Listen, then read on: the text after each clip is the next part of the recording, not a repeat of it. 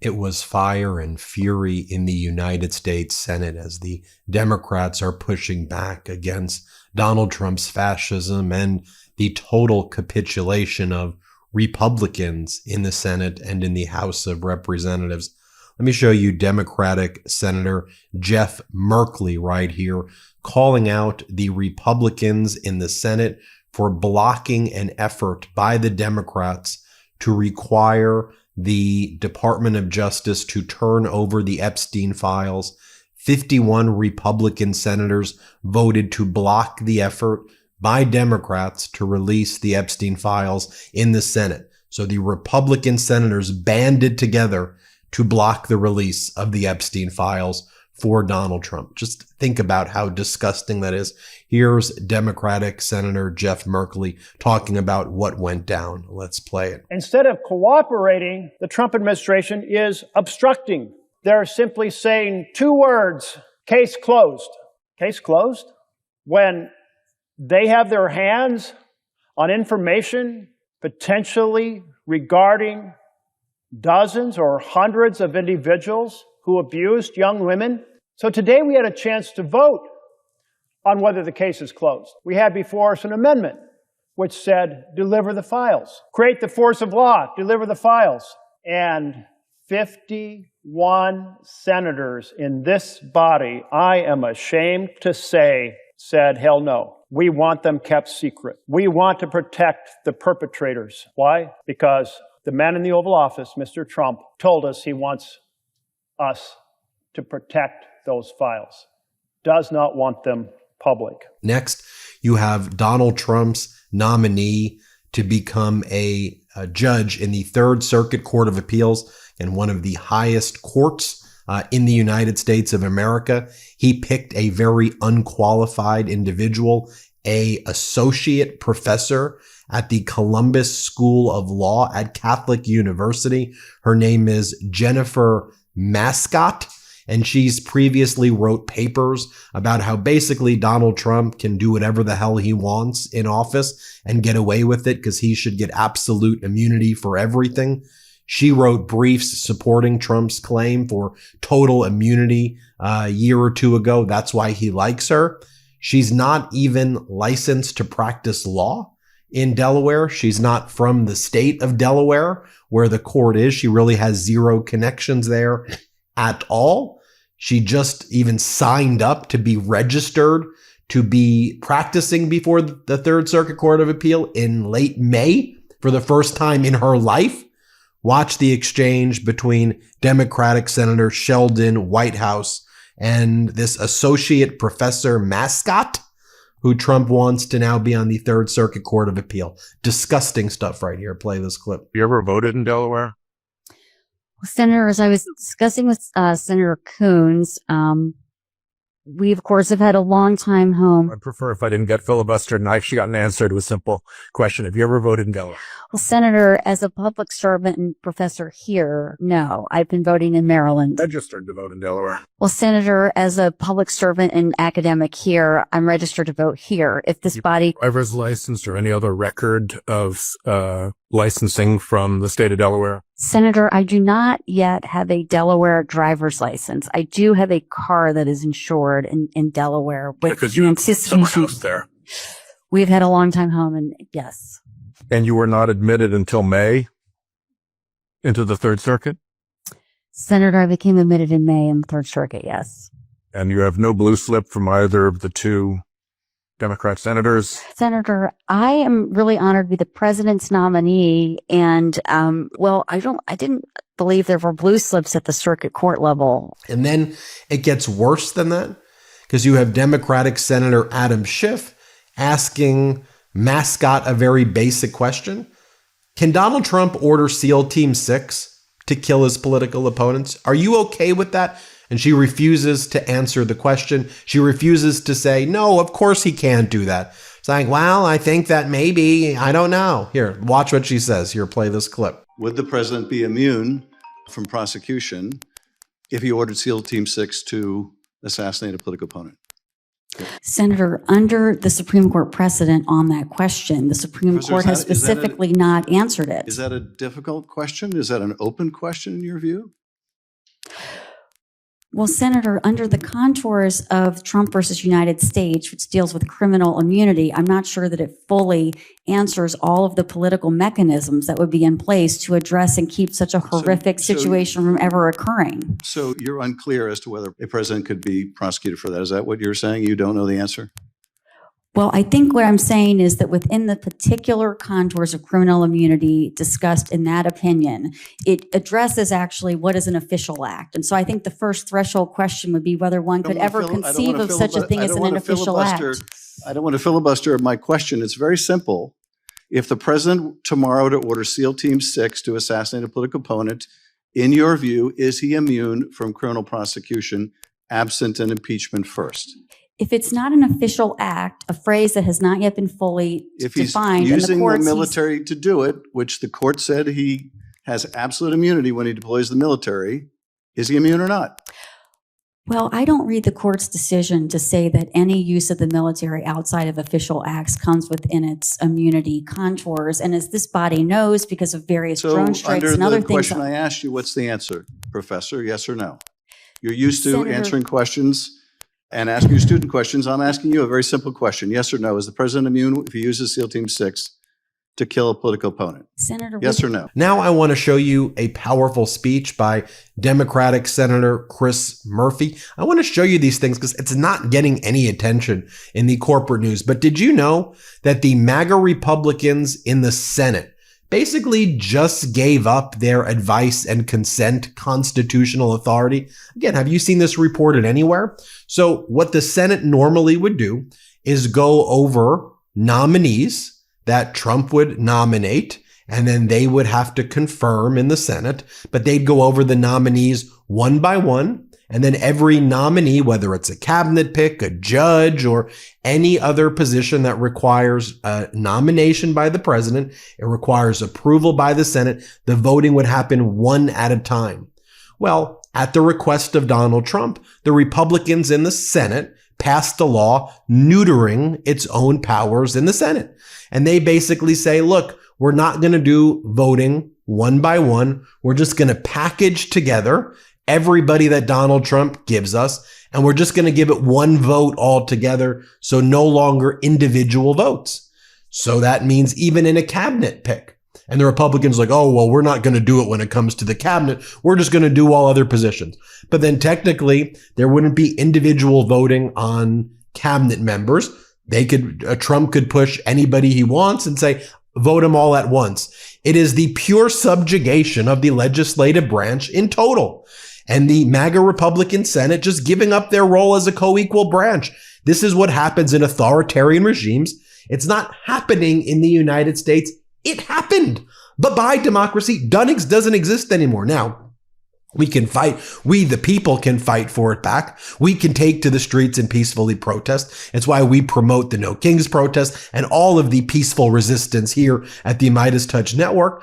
But you know what's going to happen if Democrats are able to take power again? Then the Republicans are going to be like, whoa, you can't do this. We need laws to rein in the executive branch. Whoa, you got to follow we overstepped. Nah, you're a bunch of freaking fascists. You're a bunch of freaking fascists. And I hope when there's a Democrat in charge, if these are the rules, I don't want to see, oh, well, now we got to play nice. We got to fight fire with fire, folks. Here's Democratic Senator Murphy. Play this clip. Today, I want to talk about another common part of this story about how democracies evaporate. And that's the subjugation of the legislative branch to a corrupt executive branch. Put another way, in healthy democracies, the legislature or the parliament sees itself as a check on runaway executive power. It stands up regularly for its powers, its prerogatives, no matter who the president or the prime minister is. In a disappearing democracy, the legislature effectively operates as an arm of the executive, simply taking orders, including orders to wind down the independent power of the legislature. This is what is happening here, right now, in the United States Senate. One of the most important checks on executive power given to the Senate by the Constitution is the power of consent for nominees to high executive office. It prevents a president from installing in power unqualified or corrupt people. It allows the legislature, and through the legislature, the people, to make sure that the executive branch stays in its lane, executing the law, not making the law. Now, yesterday, we effectively gave that power up in an extraordinary way. Senate Republicans went nuclear. That means they used their majority power to change the rules of the Senate unilaterally without any Democratic support. So that now, in one single vote, the Senate can confirm 50 or 100 or 1,000 Trump nominees all at once. From the founding of our republic until yesterday, without unanimous consent, the Senate voted on one nominee at a time. Now the Senate can batch together dozens or hundreds of nominees in one vote, essentially obliterating our power of advice and consent. Here he is again talking more about the rules. Senate Republicans increasingly view themselves as mere employees of their party's leader, Donald Trump. They will look the other way when he violates the law, and when he asks to consolidate power, his employees grant his request without thinking twice. Because this wasn't the first time congressional Republicans gladly gave up their power to make Trump's lawlessness easier. Trump has effectively seized the spending power from Congress. Trump has frozen or canceled more than $400 billion in congressionally appropriated funding. Senate Republicans have done virtually nothing to counteract that extraordinary, unprecedented seizure of spending power. Congressional Republicans have also just frankly closed down any meaningful oversight of the corruption that's happening in the executive branch.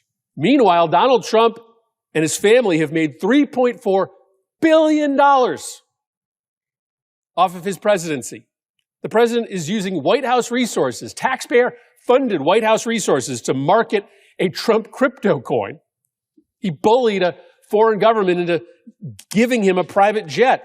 His family is setting up companies as we speak to profit off government contracts. It's a massive growing corruption racket. But now all of a sudden, Republicans have no interest in oversight. And here he is again talking more about those rules. Play this clip. We are watching a slow motion daily assault on democracy take place. Institutions are shuttering venues of dissent. The judiciary is being turned into just a mechanism to harass and imprison the president's political opponents. Our media are cutting deals with the president to silence loud critics of the administration. And now, this body will no longer get to vote on individual nominees to the administration who are likely going to carry out this campaign to undermine and eventually potentially destroy the rule of law. None of this is normal. None of this, including what is happening this week in the United States Senate, has any historical precedent before in this country. All of it is wildly dangerous and perhaps fatal if we continue to refuse to join together as Republicans and Democrats to rise to the challenge and protect our democracy. Right? Have you seen that anywhere other than on the MeidasTouch network, what I just showed you? Like, don't you think in the swing of things, that's pretty freaking important? Of all the stuff that the news is focusing on, that's not number one. That's why I'm honored to have this platform to share with you things like this in the words of the senators. Just hear what they're saying. Or how about this? How about the fact that Senate Republicans just confirmed a Trump judicial nominee who doesn't even know what Title VI of the Civil Rights Act is? Here, play this clip. Judge, what's Title VI of the Civil Rights Act do? I believe that ensures that people are treated equally in any places that they would be, that they would not be discriminated against. In all cases?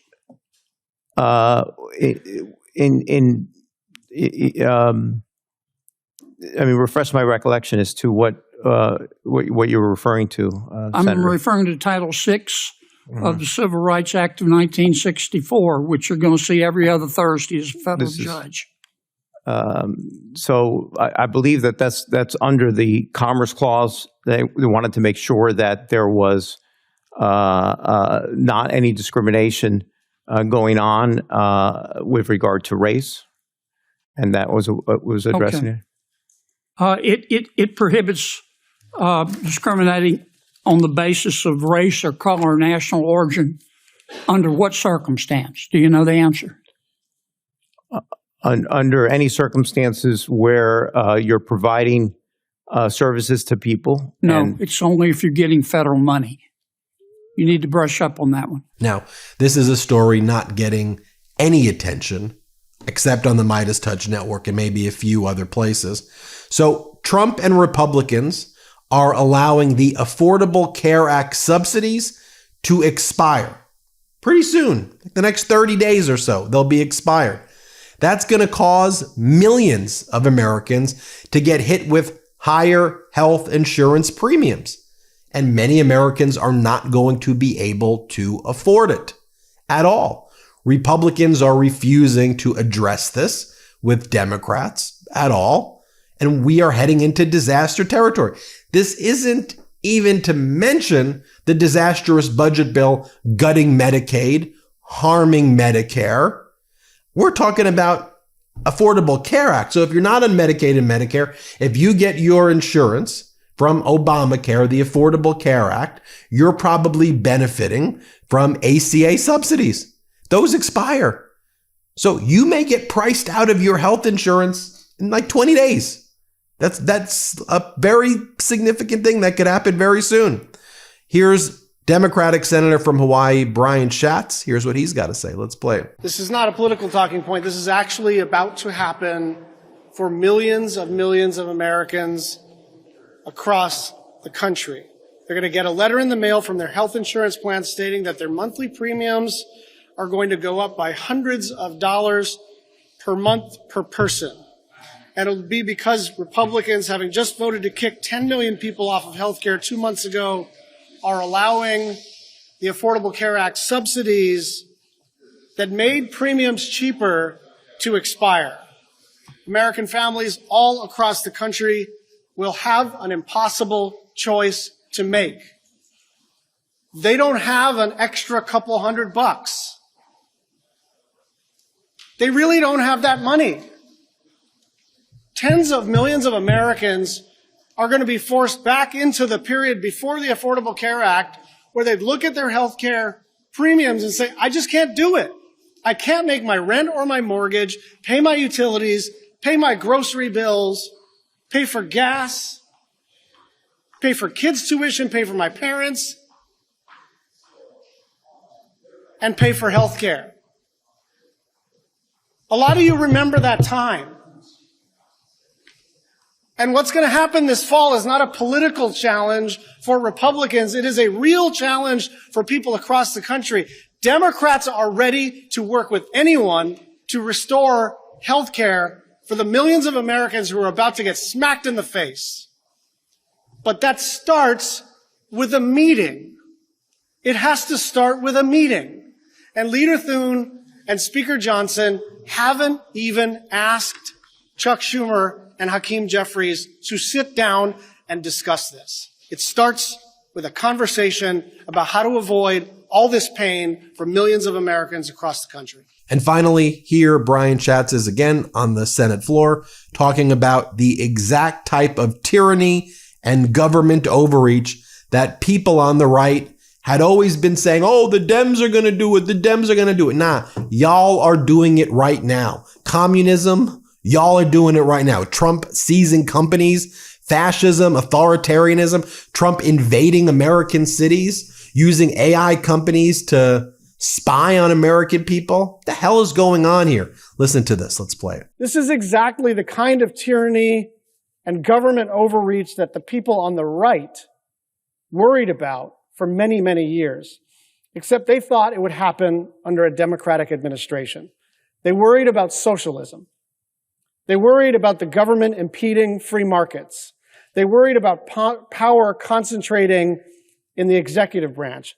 All of that is happening now under Donald Trump. We have the United States government taking a 10% stake in a private company, picking winners and losers in one of the most important industries for America's future. We have the leader of the free world forming a secret police of sorts to kidnap people and send them to foreign gulags. We have the President of the United States making $5 billion in one day by launching a new crypto product on the side. We have an entire administration more focused on tormenting private institutions into submission.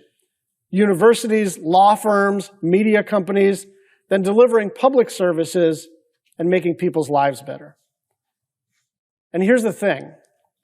All of this is part of the same project. There is this tendency, particularly among liberal pundits, to wave off parts of Trump's agenda as distractions. He may be decimating American foreign assistance and starving kids around the world, but that's a distraction. He may be sending armed troops and masked men into American cities without justification, but we're supposed to treat that as another distraction. But we don't need to outsmart ourselves here. We can acknowledge that two things are true at once. There you have it, folks. Let me know what you think. Keep you posted every step of the way. Hit subscribe. Thanks for watching. Thanks for watching. Be sure to add the MeidasTouch podcast on Apple Podcasts, Spotify, or wherever you get your podcasts for new updates every single day.